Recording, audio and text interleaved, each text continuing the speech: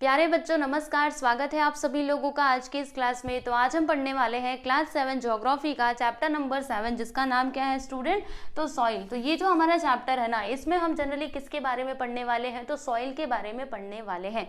अभी आपके दिमाग में ये सवाल आ रहा होगा कि ये सॉइल का मीनिंग क्या होता है, बताना जरा।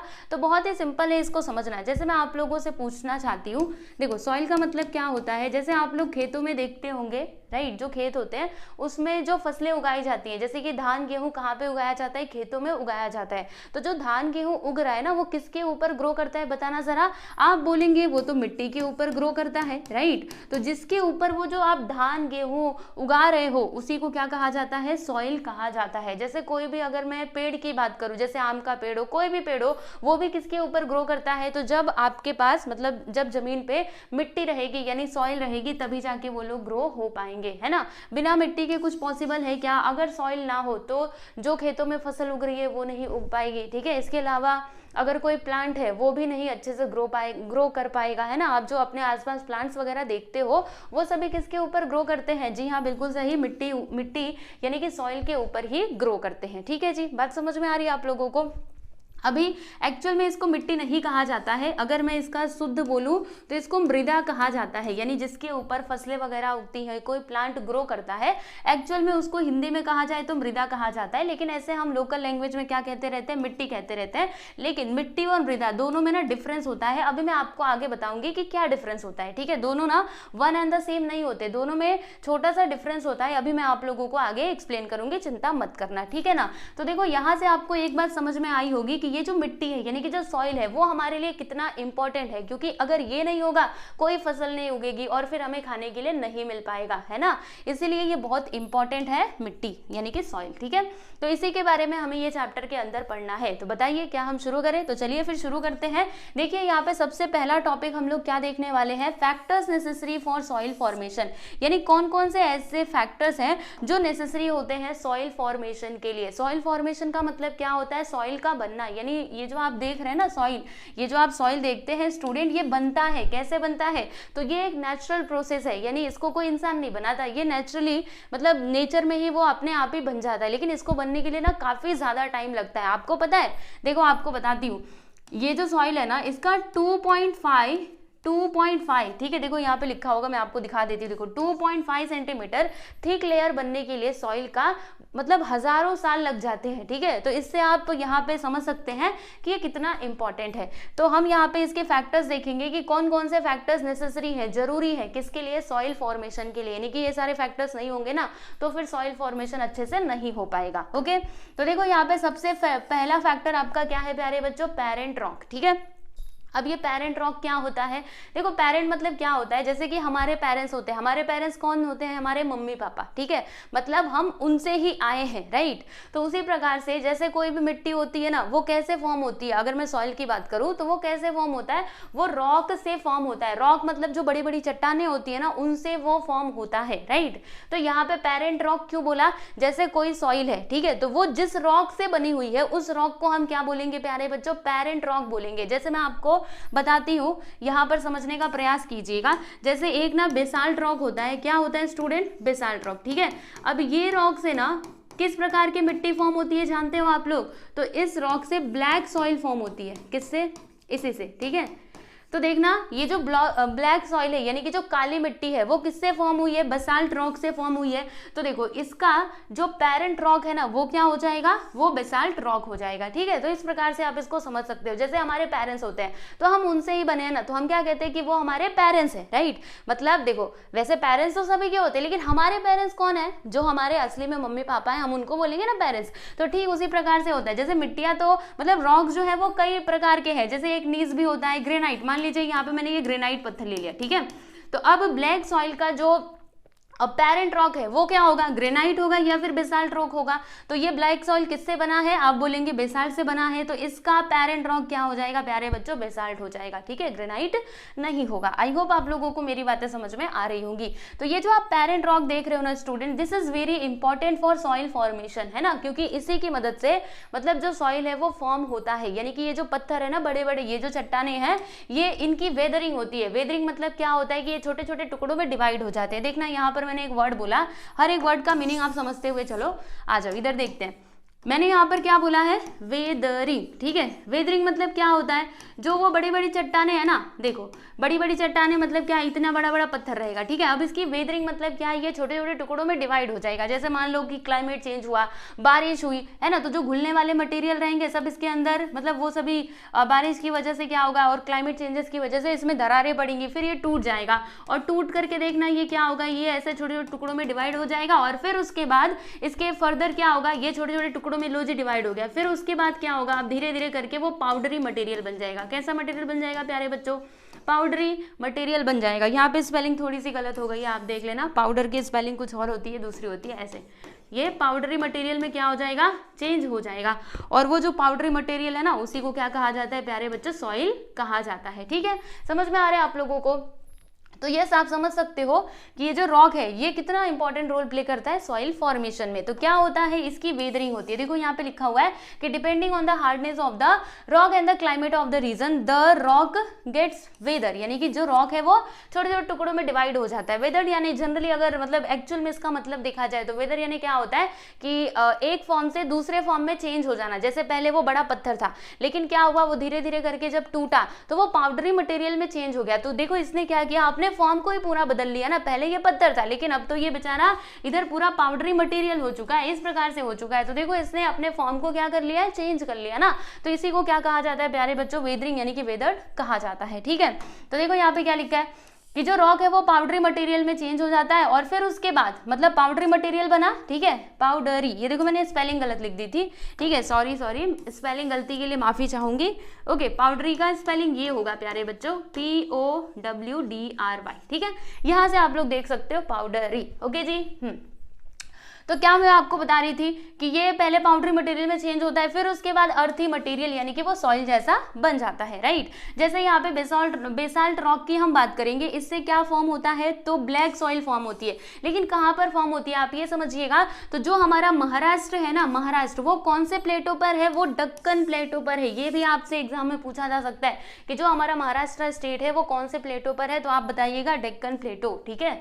जो आप देखते हो ना महाराष्ट्र को, वो कौन से प्लेटों पर है, डेक्कन प्लेटो पर है, ठीक है। तो डेक्कन प्लेटो पर जो महाराष्ट्र है वहां पे बेसाल्ट रॉक होती है, ठीक है। तो वहां का जो बेसाल्ट रॉक है ना, वो किस में चेंज होता है, वो ब्लैक सॉइल में चेंज हो जाता है आफ्टर वेदरिंग, यानी वेदरिंग के बाद वो काली मिट्टी बन जाती है, ठीक है। और इस मिट्टी को ना रेगुर सॉइल भी कहा जाता है। तो देखो आपसे एग्जाम में ये सवाल पूछा जा सकता है कि जो ब्लैक सॉइल होता है ना, यहाँ मैं आपको बताना चाहती हूँ, देखो ये जो ब्लैक मिट्टी होती है ना प्यारे बच्चों, ब्लैक सॉइल, ठीक है, इसका दूसरा नाम क्या है, ब्लैक सॉइल को रेगुर सॉइल भी कहा जाता है। सो इसको आप लोग ध्यान में रखना, भूलना मत, एग्जाम में कभी आए ना कि black soil is also known as regur soil, जरूर आप उसको लिखिएगा, ठीक है जी। तो वही है। और यहाँ पे एक और बात समझिएगा, साउथ इंडिया में जो ये रॉक्स होते हैं जैसे कि ग्रेनाइट और नीस, राइट, ये किसमें मतलब इनसे किस प्रकार की मिट्टी बनती है, तो इनसे ना रेड सॉइल बनता है। तो ये भी आप लोगों को ध्यान में रखना है। आज मैं यहाँ पे लिख करके बता देती हूँ। पहला तो हो गया प्यारे बच्चों नीस, ठीक है, और दूसरा क्या हो गया, ग्रेनाइट। अब इनसे किस प्रकार की मिट्टी बनती है, तो इनसे ना ये रेड सॉइल फॉर्म होती है, ठीक है जी। अलग अलग प्रकार के सॉइल होते हैं जो हम इस चैप्टर में पढ़ेंगे, चिंता मत करना। कहाँ कहाँ पर किस प्रकार के सॉइल पाए जाते हैं वो हम उधर समझेंगे कि ब्लैक मिट्टी कौन से क्षेत्र में पाया जाता है, फिर रेड सॉइल कहाँ पर पाया जाता है, सारी चीजें हम पढ़ेंगे अभी धीरे धीरे करके। अभी तो हम फॉर्मेशन पढ़ रहे हैं ना। तो याद रखिएगा, देखो ब्लैक सॉइल या फिर रेगुर सॉइल किससे फॉर्म हुआ, तो ये फॉर्म हुआ था प्यारे बच्चों बेसाल्ट रॉक से। आपसे पूछा जाएगा एग्जाम में, फिर आपको बताना पड़ेगा, ठीक है। और ग्रेनाइट और नीस से किस प्रकार की मिट्टी फॉर्म होती है, तो रेड सॉइल। कहाँ पर, साउथ इंडिया में। तो यहाँ पे आप लिख सकते हो साउथ इंडिया, ठीक है जी। चलिए भाई, चलिए आगे बढ़ते हैं और यहाँ पे नेक्स्ट हम बात करेंगे अगले फैक्टर की। देखो यहाँ पे ये जो पेरेंट रॉक था ये कंप्लीट हुआ, बस इसमें यही इंपॉर्टेंट चीजें थी जो आप लोगों को ध्यान में रखना है। I hope this is clear. Next हम यहाँ पे बात करेंगे रीजनल क्लाइमेट की। अब रीजनल मतलब क्या होता है, अभी पिछले वाले चैप्टर में ही आपने रीजन करके तो कितना पढ़ा था। रीजनल मतलब कोई एक पर्टिकुलर क्षेत्र यानी कि रीजन, ठीक है।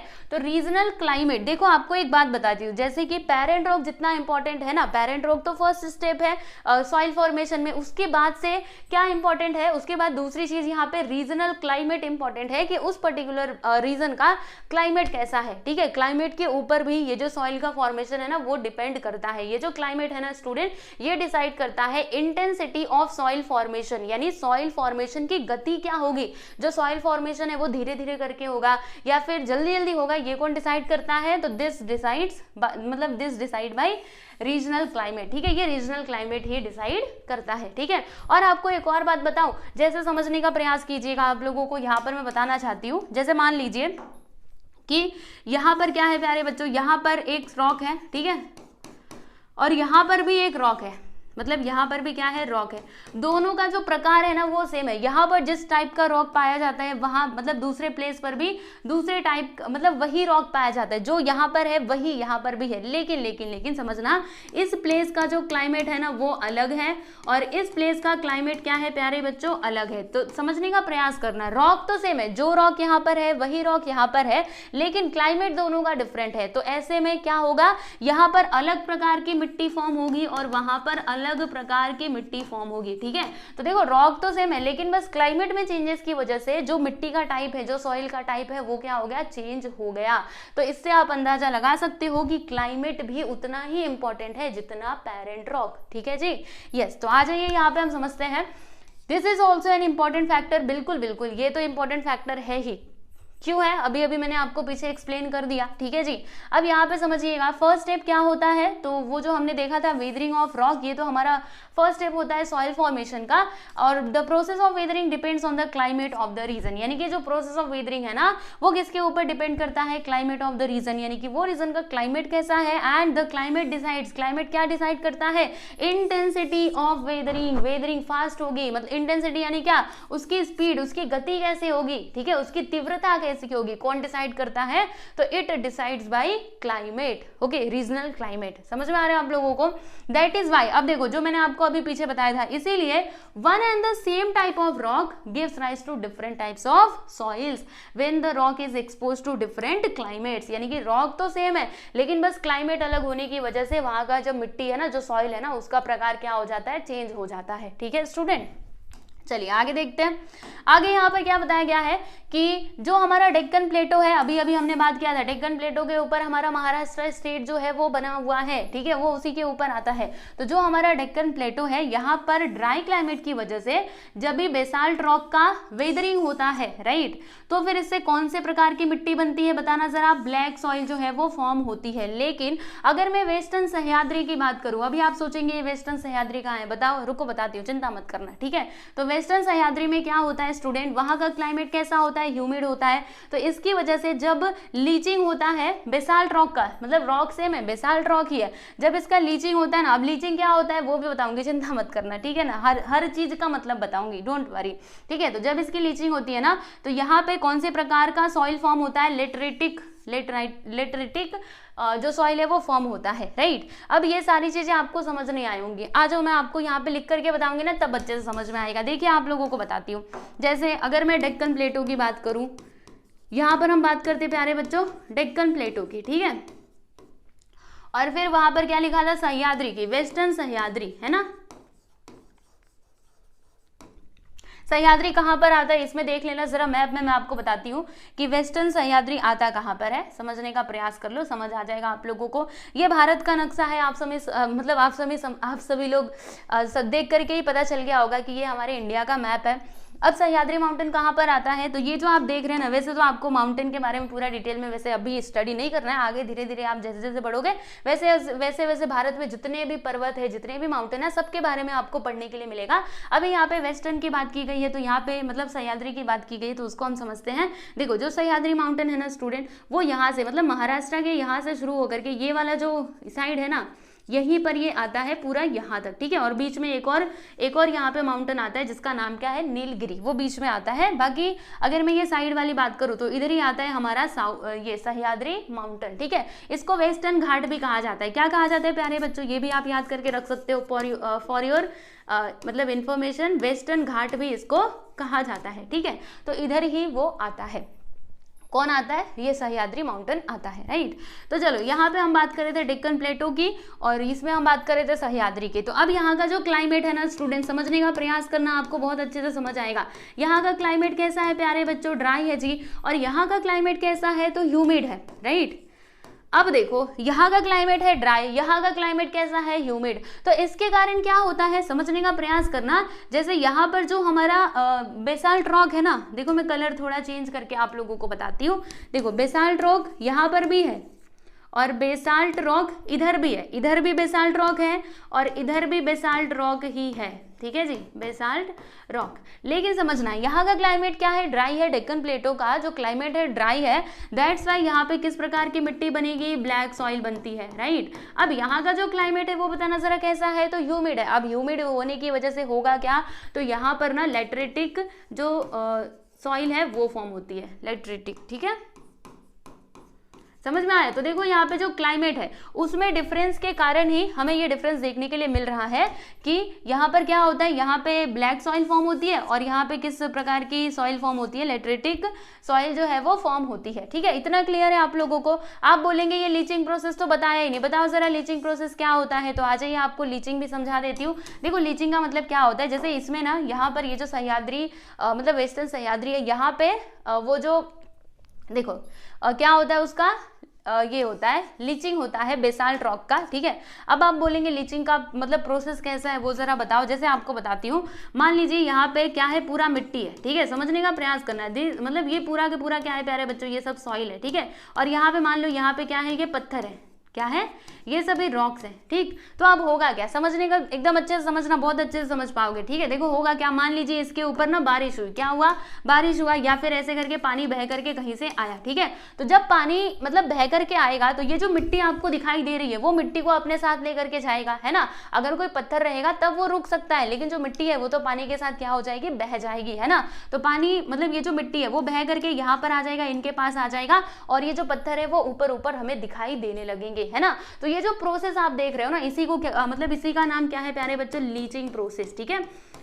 समझ में आ रहा है। आपको ऐसा लगेगा जैसे बारिश होती है, आप देखते होंगे बारिश में भी मतलब जब बारिश होती है तो हम लोग देखते हैं ना कि हमारी जो मतलब आसपास की वो जो जमीन होती है, ठीक है, उसमें पत्थर हमें दिखाई देने लगते हैं। तो यहाँ पे हुआ क्या, पहले तो मिट्टी थी, अभी हमें पत्थर क्यों दिखाई दे रहा है, तो मिट्टी मतलब वहां पे क्या हो गया, ये लीचिंग प्रोसेस हो गया है, यानी कि जो मिट्टी थी वो नीचे चली गई है। समझ आ रहा है आप लोगों को। तो वो मिट्टी वहां से गायब नहीं हुई, वो यहाँ पर आ चुकी है, इनके पास आ चुकी है। तो अगर आप इसमें प्लांट्स वगैरह लगाओगे ना तो वो भी ग्रो करेंगे। बस वो देखने में पत्थर है लेकिन वहां पे एक्चुअल में मिट्टी ही है, तो वहां पे अच्छे से सारे प्लांट्स क्या करेंगे स्टूडेंट, ग्रो करेंगे, ठीक है।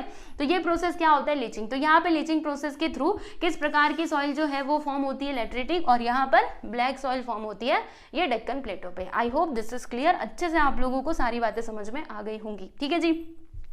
तो ये था हमारा रीजनल क्लाइमेट, आई होप अच्छे से समझ गए होंगे। चलिए अभी हम यहाँ पे बात करेंगे, दो फैक्टर्स हम देख चुके हैं। Now let's talk about third factor. तीसरा फैक्टर हमारा क्या है प्यारे बच्चों, बायोटिक मटेरियल। अब ये बायोटिक कौन सी बला है, बताना जरा। बायोटिक देखो, एक तो ना आपको बताती हूँ, यहाँ पर समझो, एक तो होता है प्यारे बच्चों बायोटिक, ठीक है, बायोटिक, और दूसरा होता है ए biotic.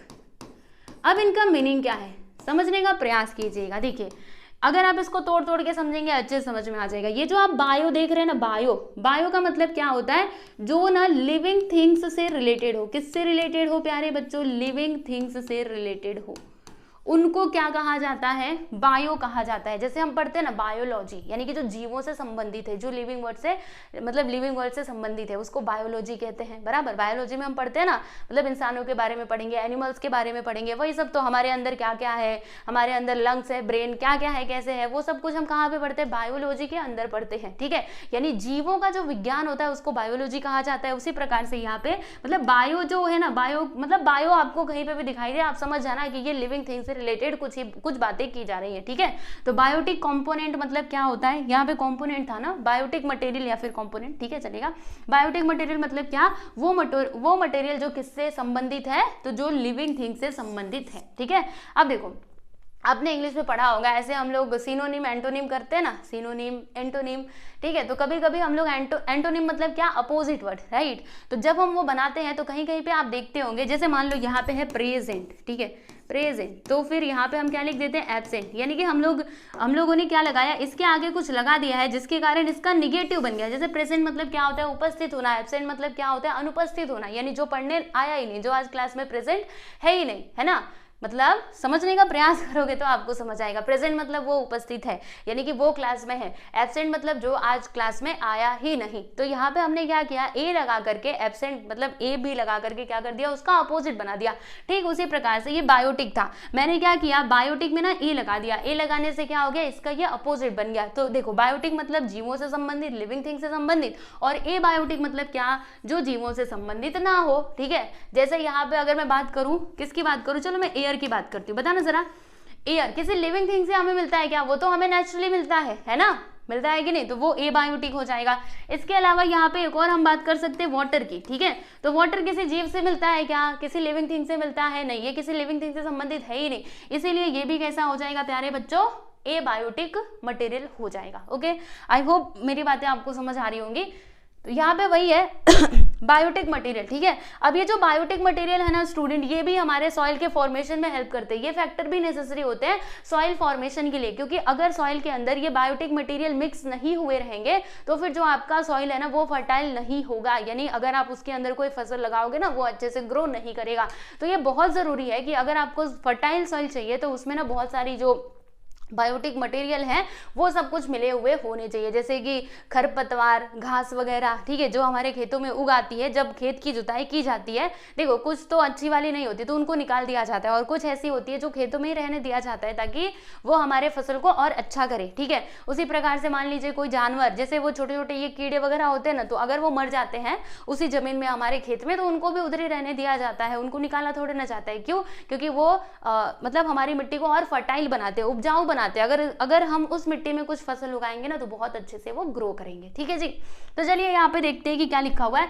The weathering of rocks turns them into powdery material but this powdery material is not a soil। समझना ध्यान से, देखो जब हमारे रॉक का वेदर हो जाता है तो जो वो रॉक था वो तो पाउडरी मटेरियल में चेंज हो जाता है, लेकिन इस बात का ध्यान रखना आप बहुत अच्छे से कि वो जो पाउडरी मटेरियल है ना प्यारे बच्चों, उसको हम सॉइल नहीं बोल सकते। मैंने आपको स्टार्टिंग में बताया था, सॉइल हम किसको बोलेंगे, अगर किसी मिट्टी में फसल अच्छे से ग्रो कर रही है तो फिर आप उसको सॉइल बोल सकते हो, अगर उसमें फसल हो ही नहीं रही तो फिर आप उसको मिट्टी नहीं बोल सकते। ठीक है ना, मतलब आप उसको सॉइल नहीं बोल सकते। तो वही है कि अगर रॉक का वेदरिंग हो गया, वो पाउडरी मटेरियल बन गया, क्या हम उसको सॉइल बोल दे, नहीं, उसको हम सॉइल नहीं बोल सकते। ठीक है, इस बात को ध्यान में रखना। तो फिर किसको हम सॉइल बोलेंगे, समझना जरा। तो देखो सॉइल बनने के लिए क्या होता है, अगर पाउडरी मटेरियल को सॉइल बनाना है तो उसमें बायोटिक मटेरियल मिक्स होने चाहिए। अगर उसके अंदर बायोटिक मटेरियल मिक्स नहीं है तो फिर हम उसको सॉइल नहीं बोलेंगे। ठीक है, अब ये जो बायोटिक मटेरियल है, सवाल ये उठता है, चलो बायोटिक मटेरियल आप बोलते रहे हो कि हाँ उसमें मिले हुए होने चाहिए, लेकिन ये बायोटिक मटेरियल आएंगे कहाँ से, बताना जरा इसका आंसर। तो यहाँ पे देखो दिया गया है, बायोटिक मटेरियल्स कहाँ से आते हैं, तो decomposition of the remains of plants and animals in that region. अब यहाँ पे एक वर्ड आया है प्यारे बच्चों, डीकम्पोजिशन। इसका मतलब क्या होता है, जैसे मैं आपको बताना चाहती हूँ, देखो यहाँ पे समझने का प्रयास कीजिएगा। डीकम्पोजिशन इसका मतलब क्या होता है, जैसे हम लोग देखते हैं ना कि कोई प्लांट जो है मान लीजिए सूख गया, ठीक है, तो उसकी पत्तियां क्या होती हैं, वही खेतों में ही गिर जाती हैं। अगर कोई प्लांट वगैरह सूख जाते हैं तो उनकी पत्तियां खेतों में गिर जाती है, या फिर कोई जानवर वगैरह होते हैं, मतलब छोटे छोटे इंसेक्ट्स वगैरह होते हैं ना, वो सब जब मर जाते हैं, मान लो कोई यहाँ पे एनिमल है, कोई इंसेक्ट है, वो उसमें क्या हो गए, मर गए वो मिट्टी के अंदर। ठीक है, तो अब धीरे धीरे ये एनिमल का क्या होगा, अब उनको कोई वहां से उठा करके थोड़े ना लेकर के जाता है, वो धीरे धीरे मिट्टी में ना मतलब मिट्टी बन जाते हैं, वो धीरे धीरे टूटेंगे और कई दिनों के बाद होगा क्या, वो पूरा ना उधर ही मिट्टी में मिल जाते हैं, मिक्स हो जाते हैं, वहां पर क्या हो जाते हैं प्यारे बच्चों, उसी मिट्टी में मिल जाते हैं। तो क्या हुआ, पहले तो वो एनिमल की बॉडी थी, लेकिन धीरे धीरे करके क्या हुआ, वो तो वहां से गायब हो गया। तो वो गायब नहीं हुआ है, वो वहीं पर है, बस उसका फॉर्म चेंज हो गया है, यानी कि वो क्या हो गया है, डीकम्पोज हो गया है। ठीक है, अब आप सोचेंगे डीकम्पोज कैसे हुआ, तो जो छोटे छोटे माइक्रो ऑर्गेनिजम्स होते हैं ना, जो आप अपनी इन आंखों से नहीं देख सकते, वो धीरे धीरे करके उसको क्या करते रहेंगे, डीकम्पोज कर देते, खाते रहेंगे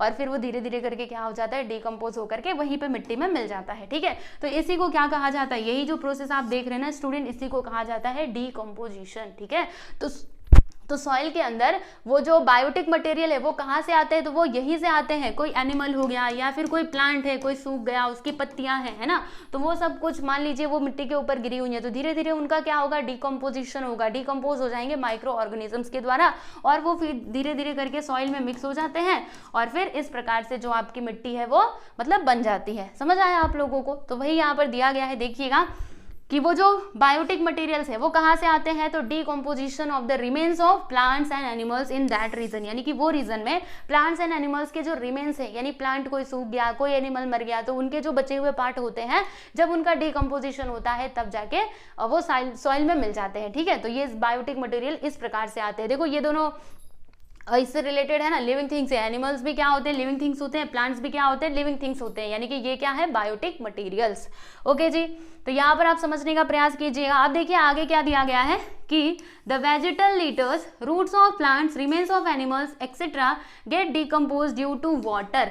आप देखो बच्चों कुछ और वेस्ट होते हैं, जैसे कि वेजिटल लीटर्स। वेजिटल लीटर्स का मतलब क्या हुआ, वही जो वनस्पतियों, जो पेड़ों वगैरह के जो अवशेष होते हैं, जो बचे हुए कचरा वगैरह होता है, कोई पत्तियां वगैरह सूख गई हैं, ठीक है, तो वो सब ऐसे जमीन पे गिरा हुआ है, तो वो क्या हो जाएगा, vegetal litters. Roots of plants, plants के रूट, जैसे कोई प्लांट सूख गया, ठीक है, तो उसका जो रूट है वो तो जमीन में ही रहेगा ना, जमीन में रहेगा, उसको कौन उखाड़ करके लेकर के जाएगा। समझ लीजिए एक पेड़ खड़ा हुआ है या फिर कोई भी पौधा है, ठीक है, अब वो सूख गया ऊपर से, पर उसकी जड़ तो वहीं पे रहेगी ना, तो वही रूट्स ऑफ प्लांट्स और रिमेन्स ऑफ एनिमल्स, मतलब एनिमल्स के रिमेन्स। कोई एनिमल, कोई कान खुजरा होता है ना, मान लीजिए वो पेड़ में ही मर गया, तो क्या होगा, पेड़ में नहीं, वो खेत में ही मर गया, तो क्या होगा, उसको कोई उठा करके लेकर के जाएगा क्या, अरे चलो चलो ये तो मर गया, अब इसको कहीं और लेकर के जाते नहीं, वो तो खेत में ही रहता है। ठीक है, तो ये सभी क्या हो जाते हैं, डिकम्पोज हो जाते हैं। किसके द्वारा डिकम्पोज होते हैं प्यारे बच्चों, वाटर के द्वारा। ठीक है, microorganisms and certain other organisms help decompose the dead remains of organic materials, यानी कि कौन कौन हेल्प करते हैं उनको डिकम्पोज करने के लिए, तो जो माइक्रो ऑर्गेनिजम्स होते हैं, यानी जो छोटे छोटे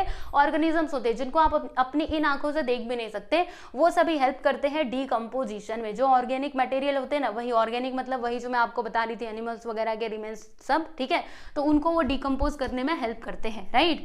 and the biotic material that's produce gets mix into the soil is called humus, यानी कि फिर क्या होता है, मान लीजिए वो सभी डिकम्पोज हो गए, तो वो सभी क्या होंगे, उसी मिट्टी के अंदर मिल जाएंगे, है ना। तो जब ये मिट्टी के अंदर मिल जाते हैं तो उसी को क्या कहा जाता है प्यारे बच्चों, ह्यूमस कहा जाता है। तो मोस्ट इंपॉर्टेंट याद रखिएगा, आपसे एग्जाम में पूछा जाएगा कि ह्यूमस किसको कहा जाता है, तो आप बताएंगे कि जब बायोटिक मटेरियल वो मिट्टी के अंदर मिल जाते हैं तो उसी को क्या कहा जाता है प्यारे बच्चों, ह्यूमस कहा जाता है। ठीक है, अब समझना, अगर प्रोपोर्शन ऑफ ह्यूमस, यानी अगर ह्यूमस का जो प्रोपोर्शन है, ह्यूमस की जो क्वांटिटी है, अगर वो सॉइल में ज्यादा होगी तो फिर जो सॉइल है वो ज्यादा फर्टाइल होगा। मतलब जितना ज्यादा ह्यूमस उतना ज्यादा फर्टाइल सॉइल। फर्टाइल का मतलब क्या होता है, उपजाऊ। आ जाओ, आप लोगों को यहाँ पे वर्ड मीनिंग भी बताते हुए चलती हूँ। फर्टाइल यानी क्या होता है प्यारे बच्चों,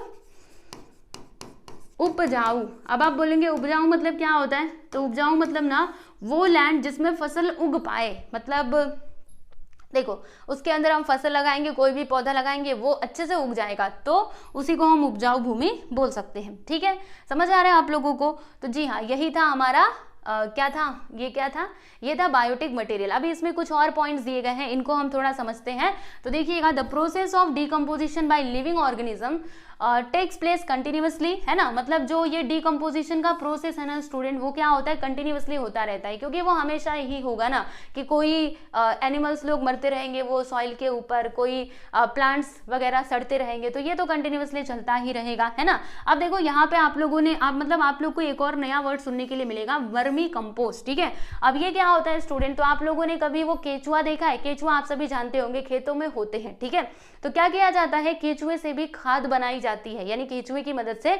आप जानते होंगे कि वो जो केचुए होते हैं ना, उनको कहा जाता है किसानों का मित्र। अब किसानों का मित्र क्यों है, क्योंकि जितना ज्यादा ये आपके खेत में रहेंगे ना, आपकी जो सॉइल है ना वो और ज्यादा क्या होगी, फर्टाइल होगी, इसीलिए इनको किसानों का मित्र कहा जाता है। वैसे तो हमें जनरली डर लगता है, अगर हमने कहीं पे केचुआ देख लिया, मतलब बहुत सारे बच्चे डरते नहीं है, अच्छी बात है, लेकिन मतलब मैं अपनी बात बता रही हूँ, आपको हंसी भी आएगी, पर जो फैक्ट है वो बता रही हूँ। मुझे ना वो केचुओं से बड़ा डर लगता है, वो काटते नहीं है, कुछ नहीं करते, कुछ नहीं करते। मेरे मतलब गांव में जब जाती हूँ तो वहां पे तो लोग क्या करते हैं, उनके पैरों के नीचे आ जाए फिर भी नहीं डरते, हाथ से भी उठा लेते हैं, पर मुझे बहुत डर लगता है। मतलब उनको दूर से ही देख के हे भगवान भागो यहाँ से, ठीक है, लेकिन ऐसा नहीं होता, वो हमें काटते नहीं है, वो क्या होते हैं, वो बस मिट्टी खाते हैं और वहीं पे रहते हैं। ठीक है, तो उनसे भी खाद बनाया जाता है, राइट।